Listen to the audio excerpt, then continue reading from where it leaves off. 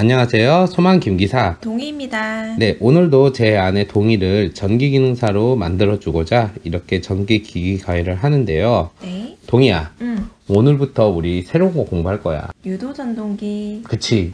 실제로 이 유도 전동기라 함은 대단한 녀석인 게 뭐냐면은 전동기가 있잖아. 이 전동기 중에서 무려 90%를 차지하는 거.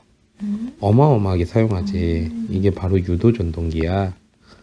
그리고 전 세계의 전력 소비, 왜 이렇게 전시가 많이 나오니 오늘따라. 전 세계 전력 소비의 절반, 50% 역시 유도 전동기야. 그만큼 유도 전동기가 많이 쓰이는데, 나는 유도 전동기 본 적이 없는데요 할 수 있지만은 당장 우리 집에서만 봐도 유도 전동기가 되게 많아. 아, 그래?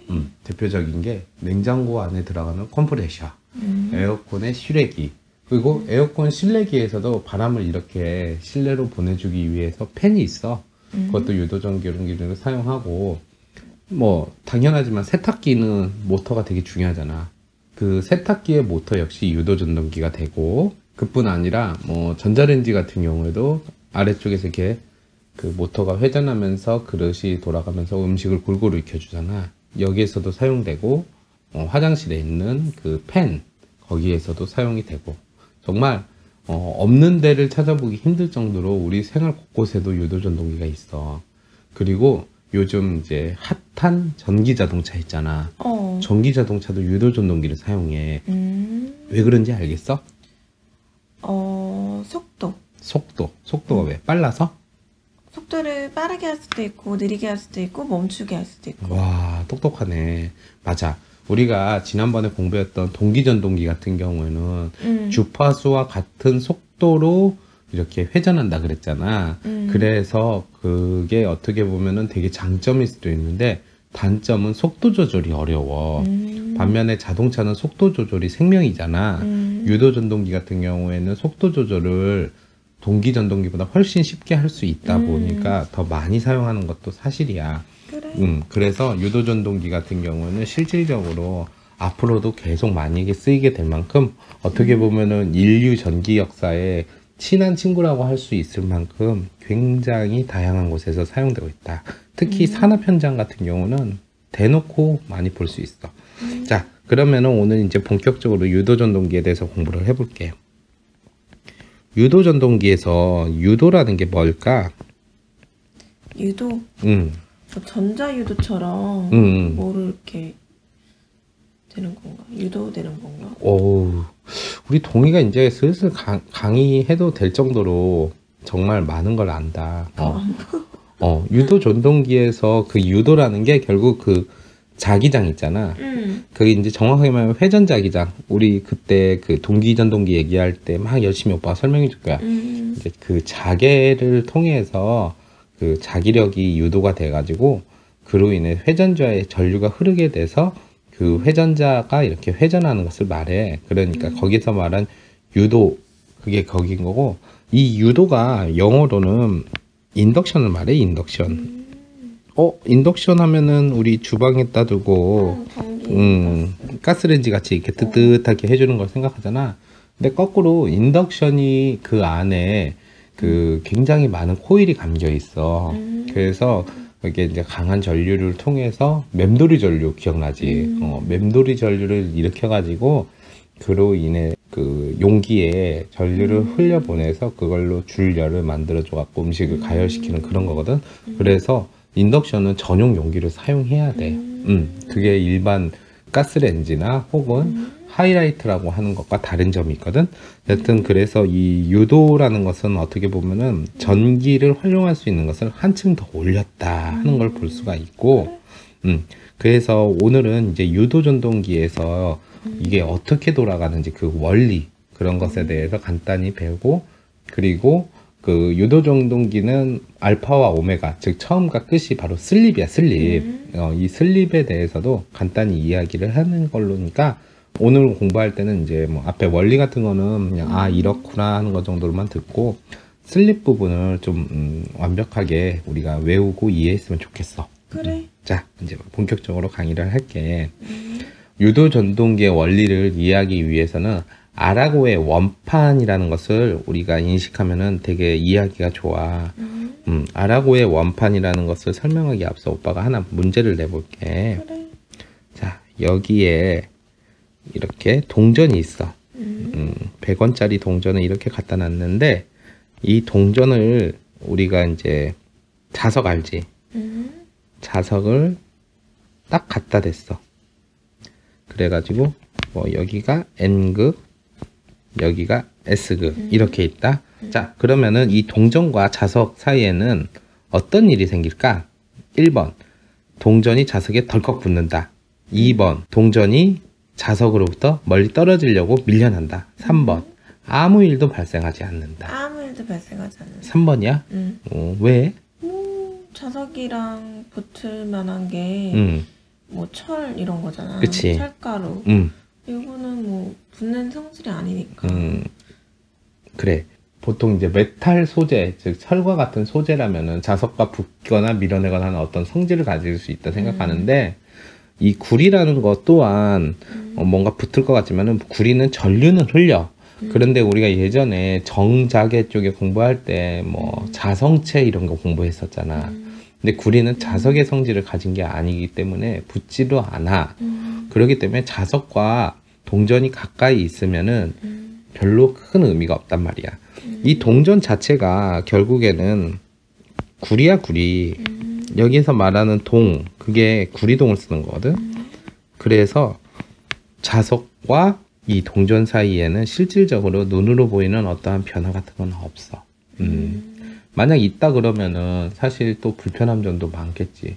이를테면은 지금이야 그럴 일 없겠지만은 옛날에 자동 판매기 같은 거 동전으로 이렇게 운영되는 거 그거 갖고도 좀 장난칠 수 있지 않을까? 아니야, 그냥 오빠의 상상이야. 그런데 프랑스의 과학자 아라고라고 하는 애가 이미 1820년대 이걸 갖고 신기한 실험을 했어. 동이나 알루미늄 같이 당장 자석에는 붙지는 않지만은 어떤 그 철과 같이 생긴 그런 있잖아, 재질을 갖고 원판을 만들었어. 원판을 이렇게 만들었는데 마치 동전 같다 생각해보자. 그냥 이렇게 동전 같은 걸 이렇게 만들어 놓고 100원이라고 할게. 그리고 가운데 구멍을 뽕 뚫어 가지고 여기에다가 이렇게 기둥을 만들어 놔. 그리고 바로 이쪽에다가 거대한 힘이 센 우리 말굽자석 기억나지? 말굽같이 생겨서 말굽자석이라 그러잖아. 이 말굽자석을 갖고 자석 양쪽으로 이렇게 넣어가지고 이 말굽자석을 이렇게 돌려봤어. 근데 어떤 일이 생긴 줄 알아? 글쎄? 분명히 동전과 자석은 별 관계가 없다 그랬었잖아. 실제로 아무 일도 안 일어나. 근데 이 동전이 마치 어떤 힘에 이끌려 가듯이 같이 이렇게 회전을 하는 거야. 이거 되게 신기하다. 분명히 자석이 붙는 게 아닌데 왜 따라오지? 그전에는 아무리 우리가 쿡쿡 찔러봐도 반응도 없던 그녀가 갑자기 따라 나오는 거야. 이거 신의 계신가? 이 동전에 뭐 좀 철을 이렇게 섞어놔갖고 좀 그런 건가? 근데 그게 아니었던 거야. 그래가지고 이 원리에 대해서 굉장히 이제 이 과학자가 공부를 해봤어. 그러더니 재밌는 그 어떤 그 전기의 법칙과 관련이 있다는 걸 알았어. 그 법칙이 무엇이냐 했더니 우리가 예전에 발전기의 원리를 공부했던 플레밍의 오른손 법칙 기억나지? 그리고 전동기의 원리를 공부했던 왼손 법칙 둘 다 플레밍 거야. 이 두 가지가 같이 이렇게 발견된다고 볼 수가 있었어. 자, 그걸 통합해서 우리가 그냥 플레밍의 양손 법칙이라 해도 되겠다. 그러니까 우리가 그 전까지는 고정관념이 있었잖아. 오발탄 외우면서 오른손은 발전기 그리고 왼쪽은 뭐 전동기 이렇게 열심히 외웠는데 이 유도 전동기의 원리는 바로 양손을 모두 이용하면 되는 거였다 이거야. 그래가지고 어떤 원리냐 하면은 이 플레밍의 오른손 법칙 같은 경우 그 전에 공부했던 걸 다시 이렇게 돌이키면은 알겠지만은 이곳 이렇게 그 도체가 이렇게 가운데로 가로지르고 있다 그러면서 여기 자석의 N극 쪽에서 우리가 오른손을 내민다 그러면은 엄지손가락은 도체 운동, 그리고 검지손가락은 자속, 즉 자기력을 말하지. 그리고 중지손가락이 바로 기전력. 기전력이란 건 뭐야? 결국 발전기에서 기전력이 생긴다는 거는 전류가 흐르는 방향이 된다는 거잖아. 그치? 그렇게 생긴다는 걸 알았고, 그리고 왼손 같은 경우는 우리가 그 전에 뭐라고 외웠어? 영어 약자를 따서. FBI. 그치? 그래서 엄지, 포스에서 따서 힘의 방향 해서 F. 그리고 검지는 자기장. 그래서 자속 밀도에서 따와서 B. 그리고 I, 전류. 그치? 중지의 방향. 이렇게 돼 있던 걸 배웠던 거야. 그것이 동시에 어떻게 이용을 하냐 그걸 알려면은 이 원판 있잖아. 이 원판 위쪽에다가 우리가 이제 그 오른손을 아래로 이렇게 향하는 모습으로 이렇게 딱 가르친다고 생각을 해보자. 자, 그렇게 되면 어떤 일이 생기냐면은 먼저 오빠가 원판을 좀 확대를 해볼게. 원판이라기보다는 그냥 동전이라는 개념으로 쉽게 생각하면 되겠다. 근데 오빠가 원을 좀 안 이쁘게 그렸네. 자, 이렇게 동전이 큼직하게 있다고 가정을 해보자. 그래가지고 여기 가운데가 이렇게 똥 뚫려 있고 이렇게 기둥이 이렇게 있어. 그러니까 이 기둥을 중심으로 이 동전이 이렇게 돌아간다고 생각을 하면 돼. 그래가지고 우리가 이제 플레밍의 오른손 법칙, 지금 바로 이 손가락 있잖아. 이 녀석을 이렇게 아래로 내린다고 했을 때 엄지손가락의 방향 자체를 바로 바깥쪽으로 이렇게 돌아간다라고 보면은 검지손가락이 가리키는 게 뭐겠어? 자속이잖아. 자속이 이렇게 가. 실제로 자석 N극이 이렇게 아래로 지금 내리는 느낌이잖아. 그치? 그러니까 이렇게 가는 게 바로 자속이다. 즉 자기력선. 그렇게 된다 그러면은 바로 중지가 기전력을 말하잖아.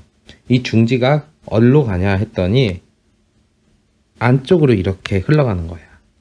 이게 바로 기전력이야, 기전력. 자, 기전력은 결국 전류의 방향과 같다 이렇게 볼 수 있지. 기전력이 전기를 만들어서 흐르는 방향이니까. 그래가지고 플레밍의 오른손 법칙에 따라 원판의 중심으로 향하는 기전력 자체가 유도가 돼, 유도가. 그러니까 이게 결국 유도 기전력을 얘기를 하는 거야. 이거는 우리가 그 전에 발전기 원리에서도 공부를 했었잖아. 자, 그런 식인 건데 이번에는 이제 플레밍의 왼손 법칙을 다시 적용을 해볼게. 자, 어쨌든 이렇게 기전력이 생기는 것을 우리가 살짝 이제 바꿔갖고 이쪽으로 해볼게. 파란색으로 이렇게 전류가 흐른다 했으면은 이게 지금 원판 동전 형태라 그랬잖아. 그러면은 이 기전력이 어떻게 생기냐면은 이 안쪽에서 뱅글뱅글 도는 이렇게 뱅글뱅글 도는 그게 생겨. 이렇게 뱅글뱅글 도는 녀석들을 가리켜 어디로 나가지 못하고 뱅글뱅글 도니까 슬립? 아니 슬립 가르쳐 준 적이 없는데. 아까 아니야. 슬립을 제대로 알라 그래가지고. 맴돌이 전류라는 게 생겨. 그래? 에티 커런트라고 했었잖아. 이 맴돌이 전류가 유도 전동기의 핵심이라고 볼 수 있어. 요 안에서 이게 나가지 못하고 뱅글뱅글 도는 전류가 생기는데 이 전류가 이렇게 생김에 따라서 플레밍의 왼손 법칙 보면은 자, 이걸 다시 우리가 이제 왼손을 이 위에다 이렇게 두었다고 우리가 생각을 해보자. 그렇게 되면은 어떤 느낌이냐면은 전류의 방향이 중지의 방향이잖아. 이게 안쪽으로 이렇게 향한다 그러면은 결국 우리가 힘 있잖아. 이 상태라고 생각을 해서 전류가 이렇게 안쪽으로 도는 모습이잖아. 그러면 전류가 중지잖아. 그러면은 자기장의 방향은 역시 아래로 가게 되고 바로 힘이 이쪽으로 이렇게 작용하는 걸 볼 수 있겠지. 이 손가락을 잘 이렇게 아래로 내린다고 생각해봐. 왼손을. 그러면은 가운데로 향하는 전류의 힘 자체로 인해서 오른쪽으로 이렇게 돌아간다. 결국에는 플레밍의 오른손 법칙을 통해서 결국 유기기전력으로 인한 전류의 방향을 알았는데 다시 우리가 왼손 법칙을 통해서 그 힘의 방향, 즉 뭔가 회전하는 힘이라면 회전하는 힘을 볼 수 있겠지. 이런 것이 이렇게 발생한다 이런 걸 볼 수 있던 거야. 그래가지고 이 아까 말했던 말굽 자석 있잖아. 요 녀석을 우리가 회전을 이렇게 시킨다. 즉 동전 주변으로 이렇게 회전을 뺑뺑 시키면은 좀 늦게 뒤따라와서 같이 이렇게 동전도 회전하게 되는 거예요. 같이 따라가는구나. 같이 따라와. 여튼 결국 자석 자체가 발생하는 그 자속, 즉 자기력 선에 의해서 전류가 흐르게 되고 그 전류에 의해서 회전하는 힘이 생기게 되어 같이 이렇게 따라서 회전하게 된다.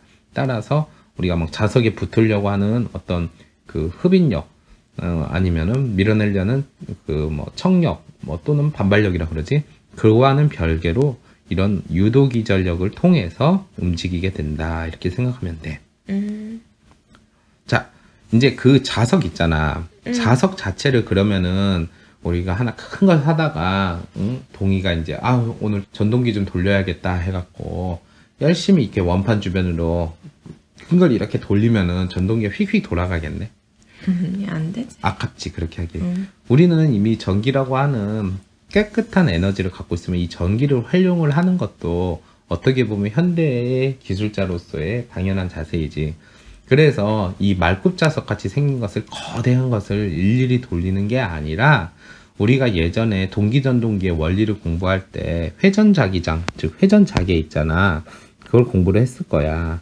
그래서 그걸 이용을 하는 것이 바로 이 동기전동기야. 회전자계. 이게 무슨 역할을 하냐? 우리가 앞서 공부했던 아라공 원판의 말굽자석과 비슷한 역할을 하는 거야. 그래가지고 이 말굽자석이 해당하는 부분 자체를 여기서 우리는 회전을 했지만은 실질적으로는 그렇게 회전을 하는 게 아니라 그 권선 있잖아. 이 전동기의 겉표면을 이렇게 권선 작업을 해. 즉 코일을 이렇게 감아서 넣는데 그때 이제 뭐 좀 간단한 구조로 하냐 복잡하게 하냐를 따져서 뭐 농형 권선형으로 따지는데 이게 결국 고정자가 되는 거야. 즉 이미 이렇게 선을 감았기 때문에 따로 회전하는 걸 만들 필요가 없어. 다만 전류를 흘려보냄에 따라서 회전자 기상이 생기거든. 그래서 회전자계가 발생하는 부분 이를 가리켜 고정자라고 보자. 지금 이제 오빠가 이걸 간단하게 이렇게 그 유도 전동기의 이 단면을 그렸다면은 이 겉부분을 감싸고 있는 부분이 있잖아. 그러니까 바로 이 원 부분, 이 부분이 바로 계자가 돼, 계자. 그리고 이 계자는 고정자가 돼. 움직이지 않고 가만히 있어. 다만 안에 이렇게 전선을 우리 동의도 보면 알겠지만은 들어갔다가 나왔다, 들어갔다가 나왔다 막 이런 식으로 감싸져 있잖아. 그래가지고 여기에다가 일반 그냥 전기를 흘리는 게 아니라 삼상교류를 뿌린다고 생각해봐. 그래갖고 여기서 보면은 A상, B상, C상이 있잖아. 이게 결국 뭐냐면은 삼상교류를 말해. 자, 그래서 이렇게 삼상교류를 쭉 이렇게 흘려주면은 동의도 그때 오빠랑 같이 공부했다시피 뭐 A상 같은 경우에는 이게 바로 A상이겠지. 이 빨간색으로 이렇게 흐르는 게. 그래서 이렇게 삼상교류를 흘린다 그러면은 가장 먼저 나오는 게 뭐겠어?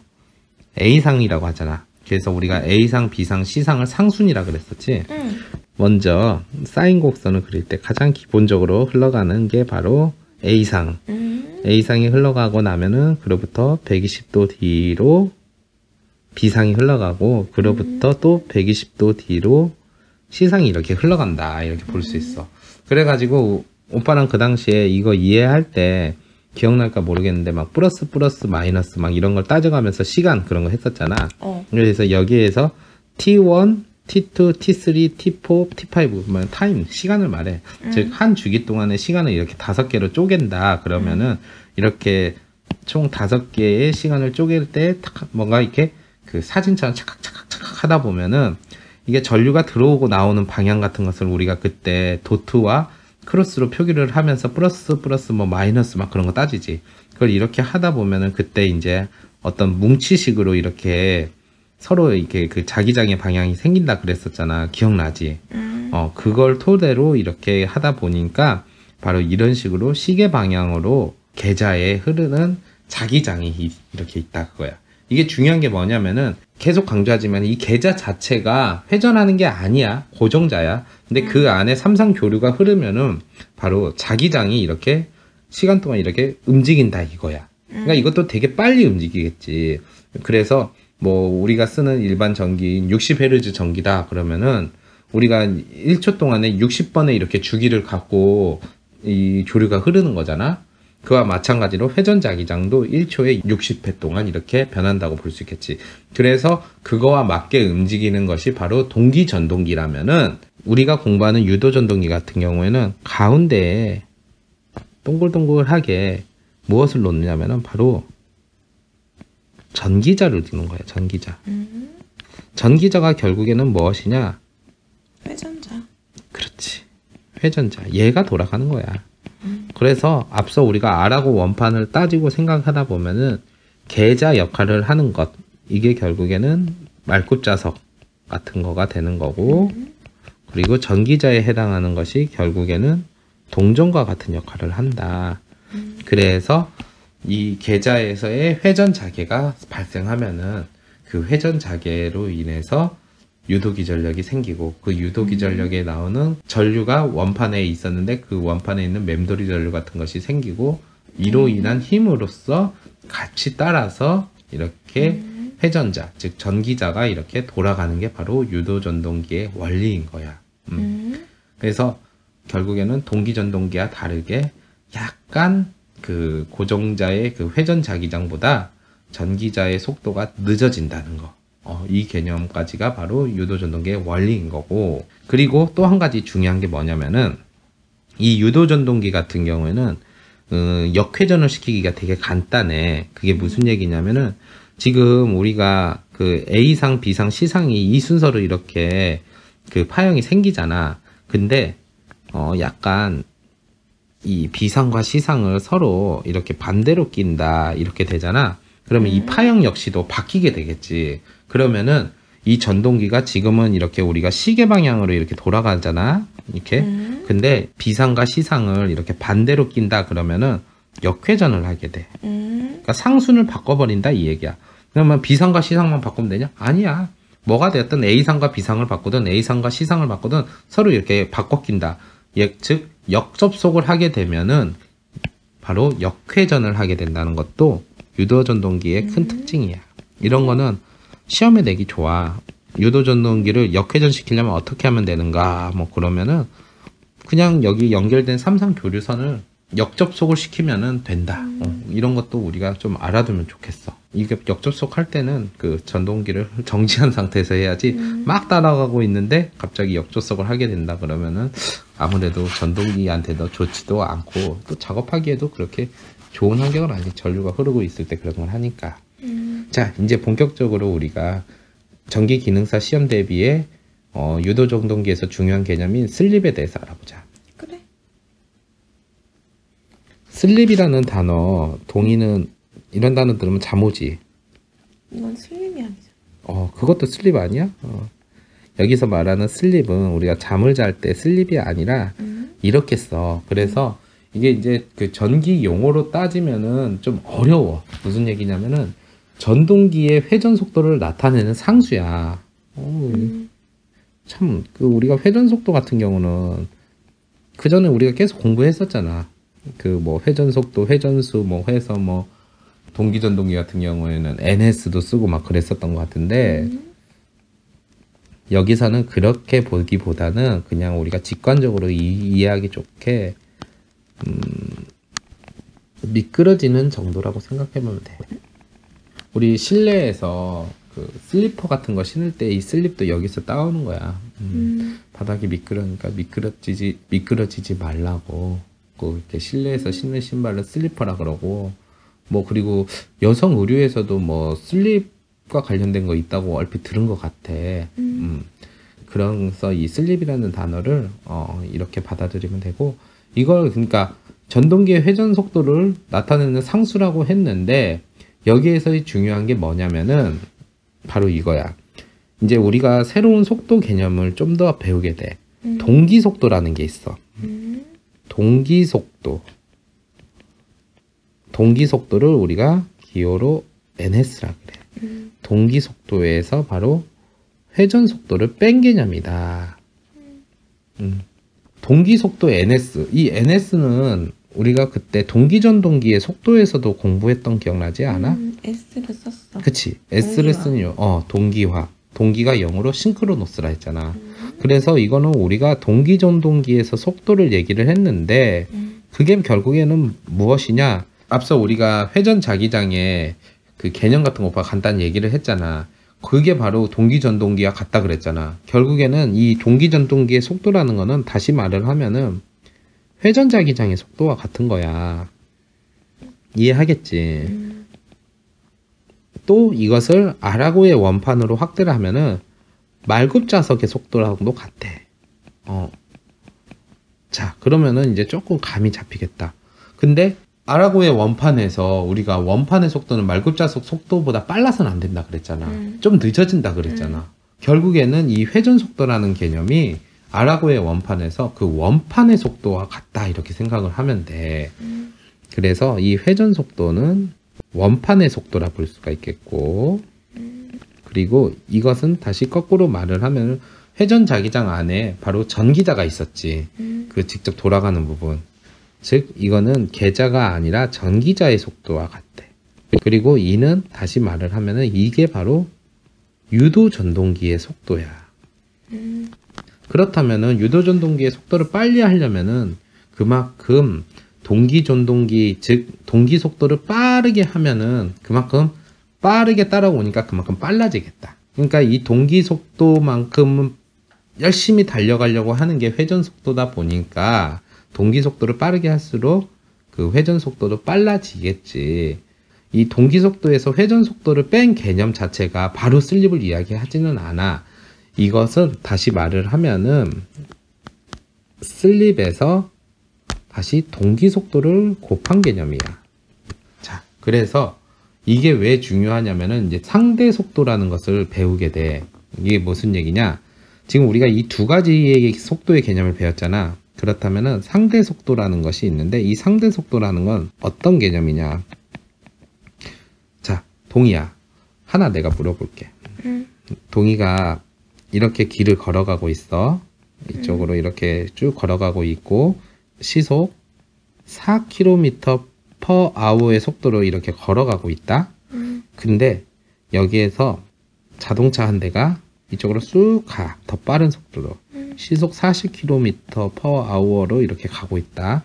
그러면은 우리 동희가 보고 있을 때 이 차의 속도는 몇 킬로일까? 잘 모르겠지. 그 상대 속도의 개념을 우리가 간단하게 배웠을 때 이야기가 나왔는데 이때 이 자동차의 속도는 36km로 보여. 36km/h. 왜냐? 같은 방향을 가고 있기 때문에 40에서 4를 뺐기 때문에 그래. 근데 이 자동차가 만약 이쪽으로 이렇게 40km로 간다. 그러면은 우리 동희가 지금 오른쪽으로 가고 있잖아. 왼쪽으로 가는 차의 속도는 어떻게 보이냐면은 44km로 보여. 내 속도에다가 반대쪽으로 가는 속도이기 때문에 그래. 그래서 이게 어디에서 우리가 제대로 알 수 있냐면은 고속도로에서 운전을 하면은 중앙분리대 넘어 반대쪽에서 오는 차는 빨리빨리 휙휙 오는 것 같잖아. 반면에 나와 같은 속도로 달리고 있는 같은 그 방향의 차들은 좀 천천히 가는 걸로 보일 거야. 그게 왜 그러냐면은 내가 100km로 달리고 있다. 그런데 옆에 차도 똑같이 100km로 달리고 있다면은 이 차는 멈춰 있는 것처럼 보여. 나와 같은 속도로 가기 때문에. 근데 이 옆에 차가 앞지르기 한다고 해서 120km로 순간 속도를 낸다면은 살짝 나보다 빠른 한 20km 정도의 속도로 보여. 반면에 마주오는 자동차가 100km로 내 쪽을 지나간다 하더라도 실제로는 200km로 달리는 것처럼 보여. 그게 바로 상대속도 개념이야.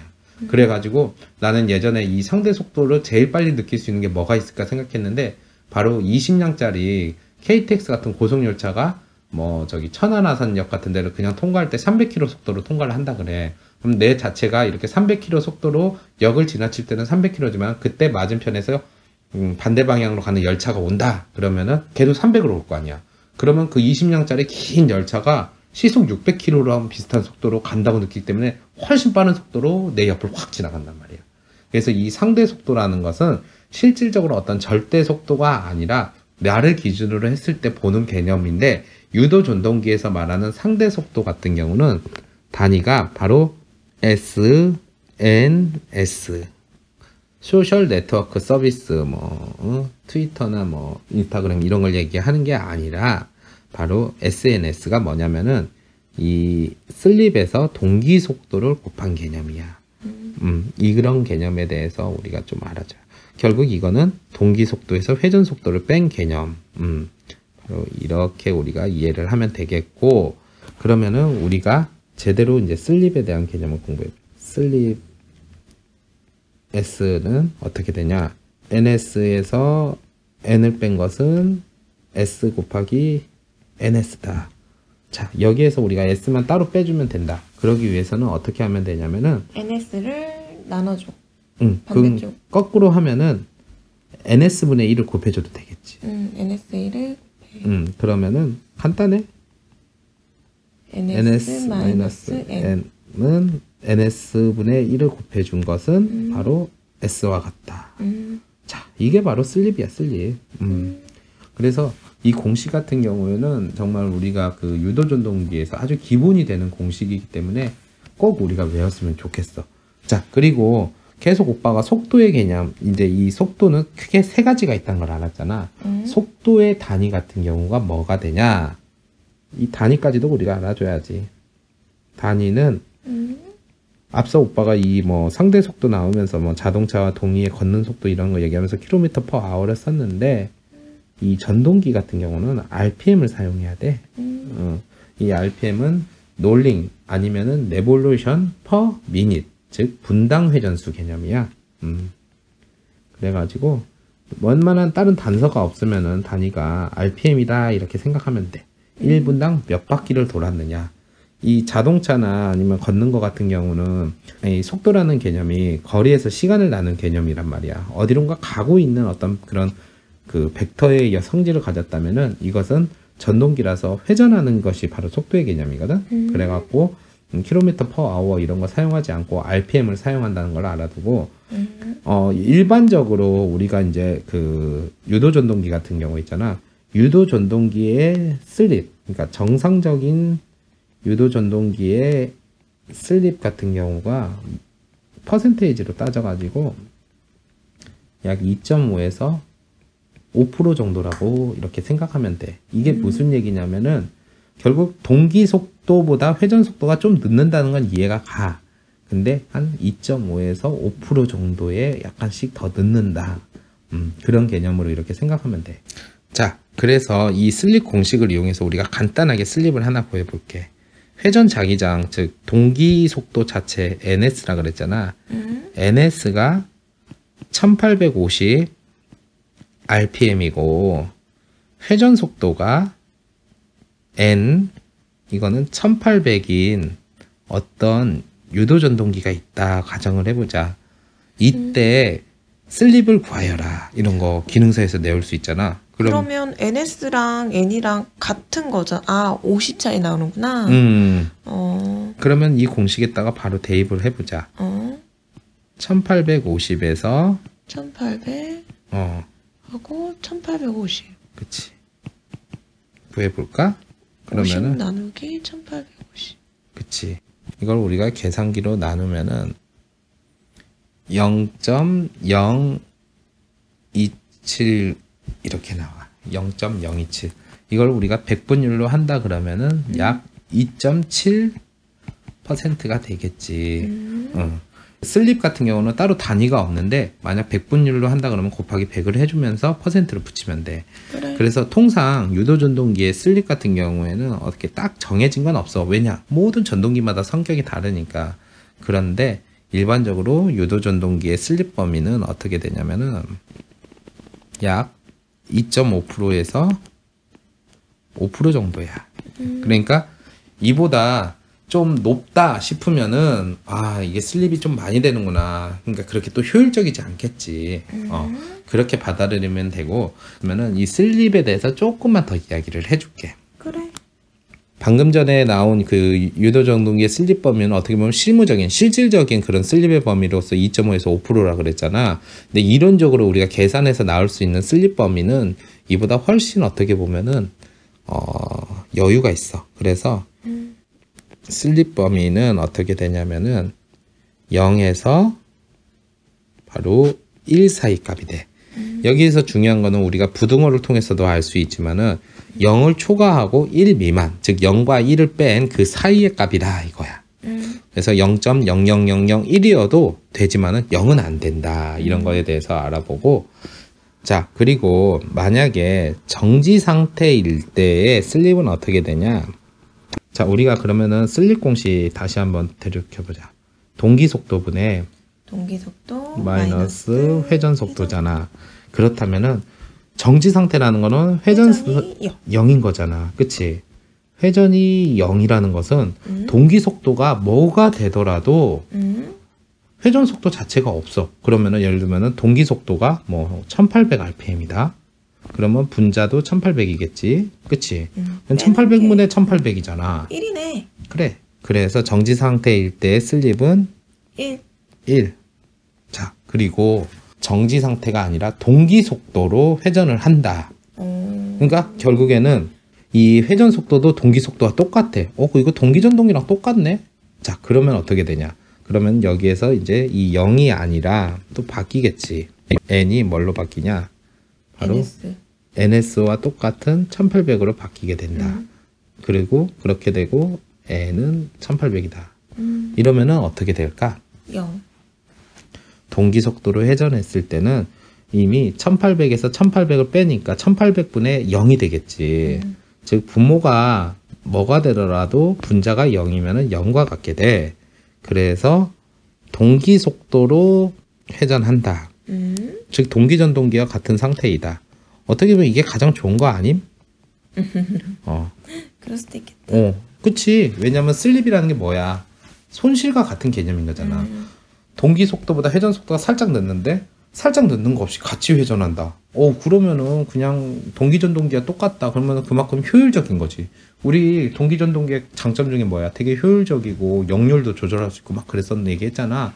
그래서 동기 속도 자체로 이렇게 회전한다는 거. 이 자체가 굉장히 좋은 거지 어떻게 보면. 그래서 이걸 좀 부연 설명하자면은 정지 상태일 때는 회전 속도가 0인 거고 동기 속도로 회전한다는 거는 회전 속도가 동기 속도와 같다. 이런 것을 우리가 알 수가 있어. 자, 그리고 역회전을 할 때가 있어. 오빠가 앞서 그 역회전 하는 방법으로서 옆접속, 삼상 중에 두 가닥을 역접속을 하면 된다 그랬잖아. 역회전 시의 슬립, 이거 구하는 공식 같은 거 간혹가다 낼 수가 있어.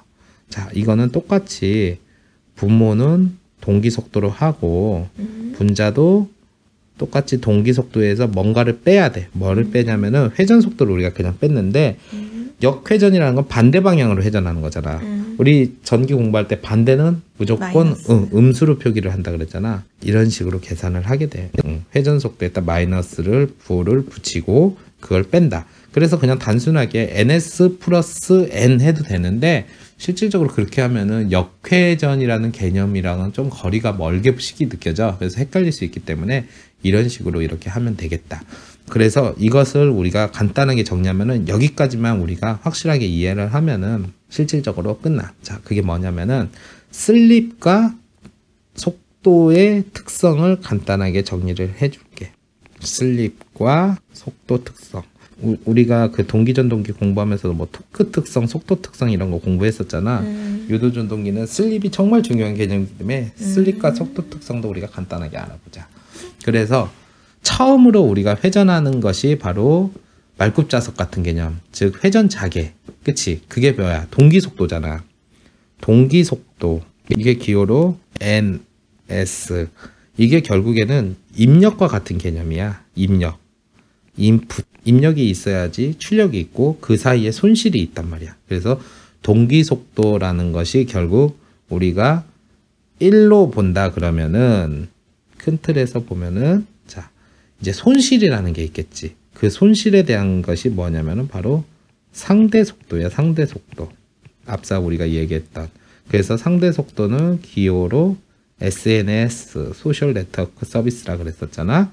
이것은 바로 손실에 대한 개념이다. 그래서 실질적으로 슬립 자체가 손실과 같고, 그리고 이제 결과가 있을 거 아니야. 입력이 있으니까 결과가 있는데 그 결과가 바로 회전 속도. 유도전동기가 돌아가는 게 결국 이 개념이야. 회전 속도로 돌아간다 이거거든. 입력과 손실 그리고 그에 대한 결과가 나온 것이 뭐냐? 바로 출력이야, 출력.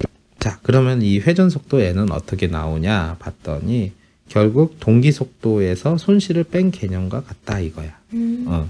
그런데 여기에서 회전 속도 N 같은 경우에도 어떻게 바꿀 수 있냐 그러면은 앞서 우리가 공부했던 손실 개념에서 바로 동기 속도를 이렇게 곱한 것도 같이 볼 수 있겠지.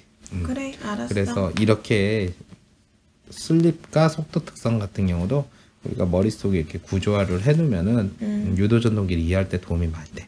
자, 마지막으로 중요한 거 오빠가 체킹해 줄 테니까 자 보자. 아라고의 원판 같은 거는 어떻게 보면은 되게 뭔가 이런저런 이야기가 많이 나오는데 시험에 나올 가능성은 거의 전무해.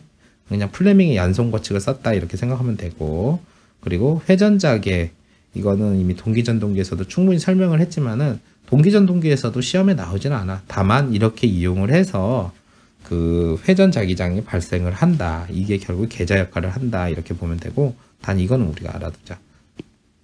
역접속을 하면 역회전을 한다. 이 유도전동기의 중요한 특성 중에 하나고. 자, 슬립에 대한 거는 두 번, 세 번 강조해도 굉장히 중요해. 그래가지고 좀 전에 오빠가 그 속도 특성 할 때도 설명을 했지만은 여기에서 나오는 세 가지 속도, 동기 속도, 회전 속도, 상대 속도, 이 개념에 대해서도 좀 제대로 알아두고 슬립 구하는 공식 같은 경우에도 꼭 외워두는 게 좋아. 그래. 구하는 문제가 나올 수 있으니까. 그리고 바로 이 슬립의 범위, 정지 상태, 동기 속도, 회전 할 때의 슬립의 값 같은 거, 이런 것도 우리가 확실히 알아두고 슬립과 속도 특성도 꼭 인식을 해두자. 그래. 여기까지 공부하는 수고 많았어. 고생했어. 자, 하나 둘 셋 하면 화이팅 하는 거다. 하나 둘 셋 화이팅!